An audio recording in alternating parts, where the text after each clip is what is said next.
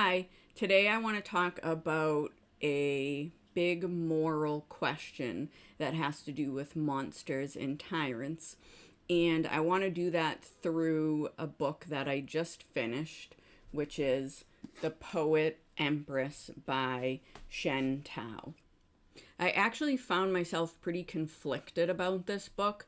I definitely wouldn't give it 5 stars, even though I've seen a lot of reviews from other people and other booktubers who were totally obsessed with it and think that it's perfect and did give it a 5 star rating.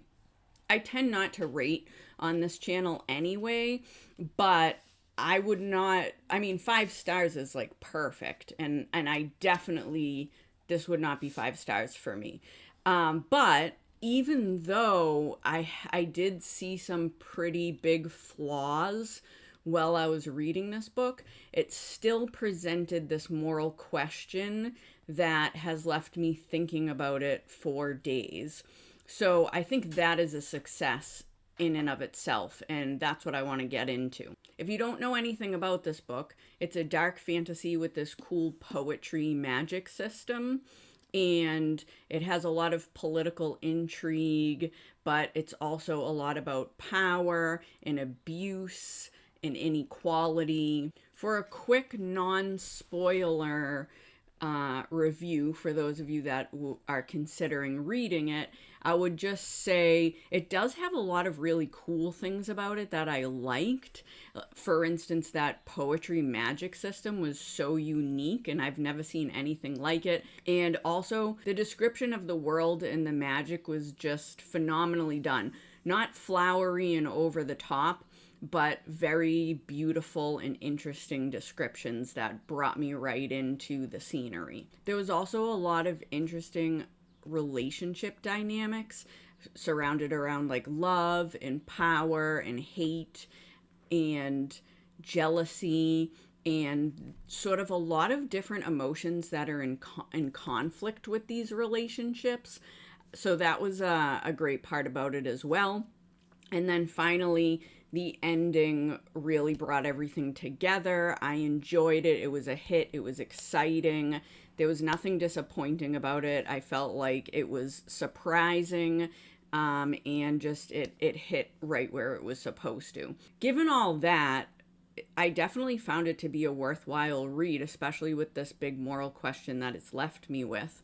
I just also saw flaws. So the biggest issue with me for this book, which is most often the biggest issue that I have, if I don't like a book, this is usually one of the main reasons. What I didn't like about this book is that I didn't find the characters emotionally believable. I didn't find all of their decisions to fit with who they were and like make psychological and logical sense with what was happening in the story. They often felt plot driven rather than character driven. And one of the big major emotional sequences of this book I felt was sort of glossed over too much, and it really needed to be more deeply explored.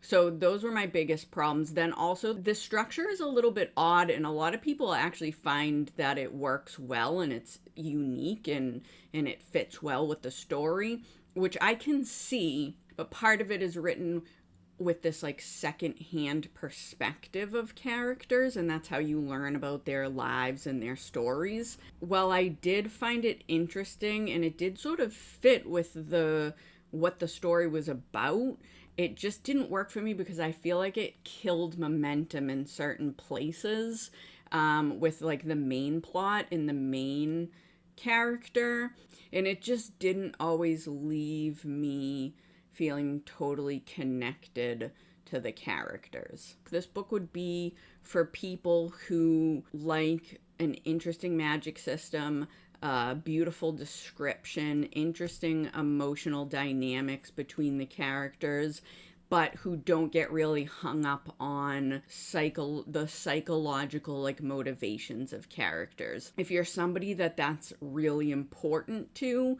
then it might bother you the same way that it bothered me. But if you're somebody that you can kind of let some things go and just continue with the plot, then I think you'd really like this. Okay, so now I'm going to talk spoilers. So if you don't want spoilers for this book, then it's time to go. I want to talk about what I liked about the book first. And don't worry, we're going to get into that moral question that I think is the most important thing about the book.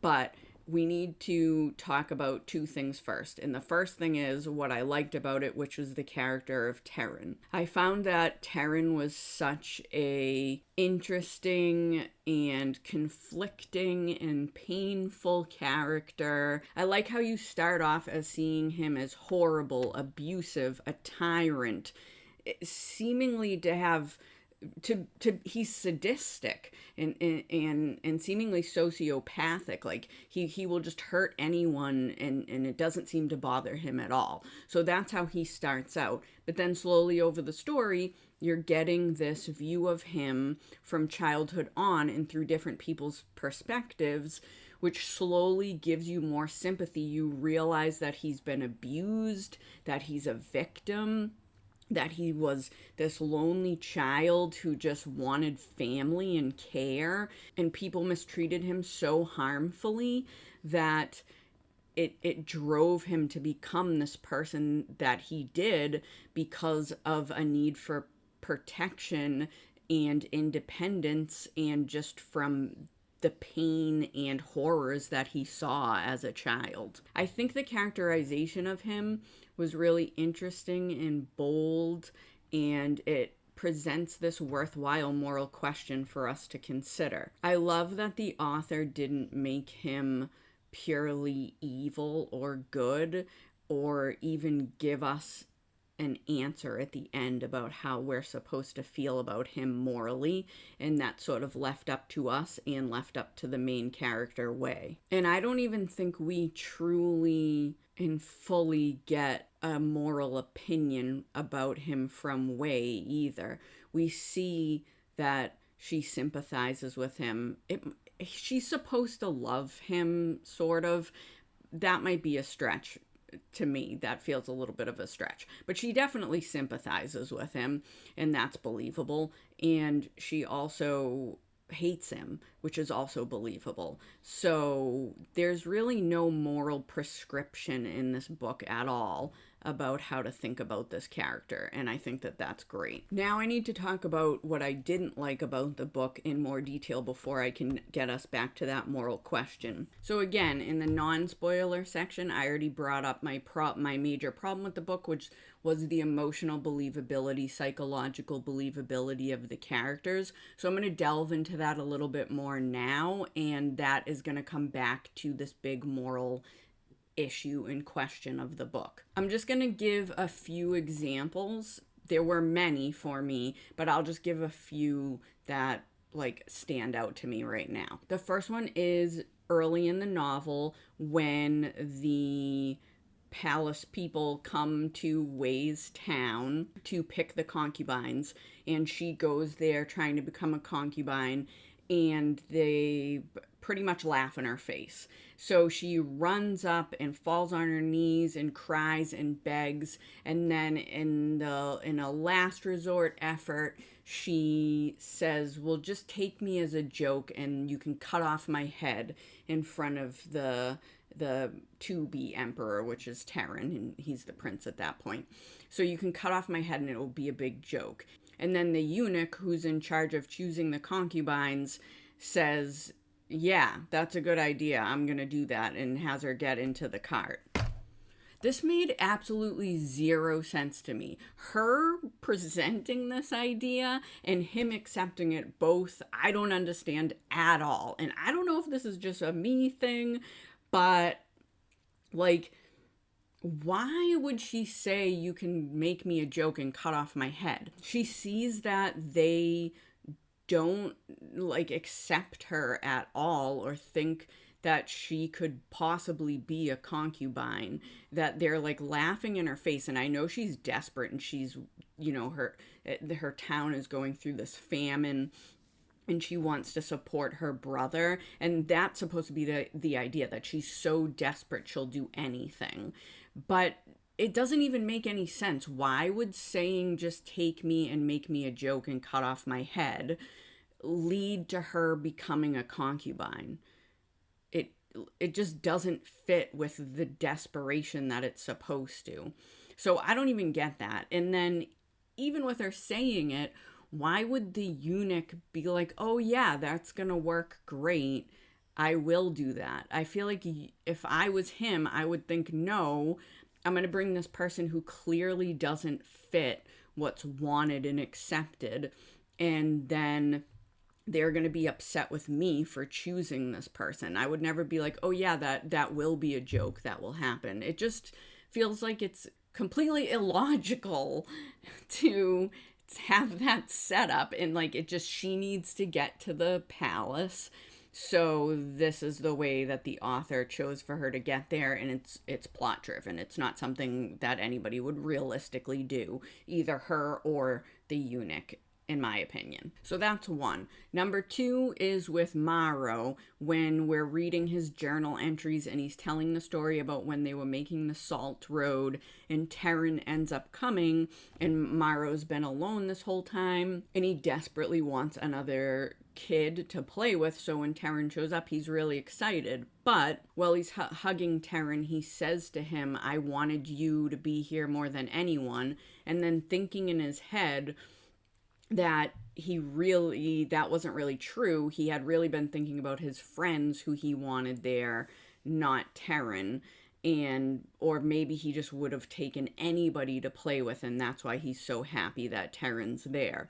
But that just seems so weird and out of character, because they had a really good relationship not that long ago. He really loved Terran as children and protected him and wanted to do things for him and appreciated him and enjoyed his company. And yeah, they've already had this conflict at this point where Terran was able to do his magic before Maro was, but they didn't even really break it off. There was a little bit of jealousy for Maro, but he seemed to still care about Terran when he broke off the relationship. It seemed more just like he saw all the problematic like court dynamics that were going to come about with them as siblings and potential rivalries. So he knew that they couldn't keep that close relationship that they'd been having. Not so much that he was like, "I hate him now because I'm jealous." So the fact that when he shows up, it's like he never really was even interested in Terran being there, but he's just glad to have somebody, again, seemed out of character, seemed like a weird thing to even think in that moment or present. But again, I think it was a plot-driven presentation because they need to slowly break bonds so that Maro can abuse Terran and the author can get Terran to the place that he needs at the end. So it felt more like it was mentioned out of character, but so that it would lead to the end. So again, plot driven, not character driven. There are a few things that I'm not going to get into too deeply that have to do with Terran as well that I found unbelievable. They weren't quite as big of a deal as some of the other things that I saw, but that his level of harm to seemingly random people just seemed over the top, and I don't really know where it came from, because anytime there was an explanation for why he harmed anybody, it was for self-protection, and I think that's the case with why he harms Wei. But then they mention him just like killing random servants. Maybe the idea is that there were bigger reasons for that. Maybe they found out something about him that, we just aren't aware of, and that's why he killed them, because, as the story goes on, we get these different perspectives that let us understand him more deeply. But I did find it weird that that was never addressed. And I was like, why would he just kill random people? He doesn't seem, even though he's become this tyrant in terms of wanting to protect himself, he doesn't seem like he would be just random in his violence. But okay, finally, I had some issue with the way the torture was presented. Wei is being tortured by Terran in all these different ways that are really horrifying.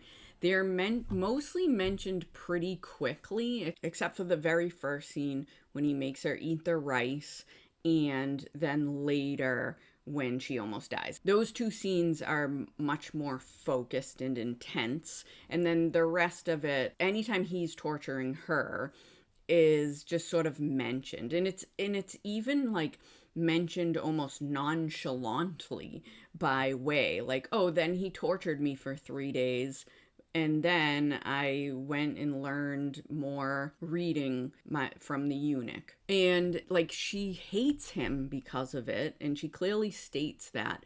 But if you were going through that, I think it would psychologically harm you in a lot more ways than just, I hate this guy. Like, I think it would really seep into thoughts about yourself and the whole situation that you're in the world, and everybody around you, and the meaning of life. I think it would create so much of a darkness in your life that just doesn't seem to be there, and doesn't seem to be, like, maybe it's a little bit mentioned, but it's not really developed in the story. Like, Terran's pain and the effects of the abuse that happened to him is really delved into in this story and shown how that affects him.